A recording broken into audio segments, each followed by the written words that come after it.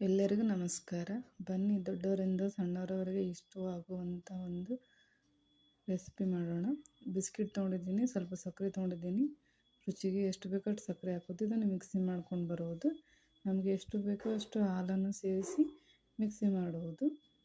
Mix ಮಾಡಿ ಚೆನ್ನಾಗಿ ಇಟ್ಟು ಇದೇ ಥರ 1 ಕಪ್ ಒಳಗೆ ಹಾಲು ಹಿಡಿದಿದೆ ನಾನು ಮಿಕ್ಸ್ ಮಾಡೋದಕ್ಕೆ.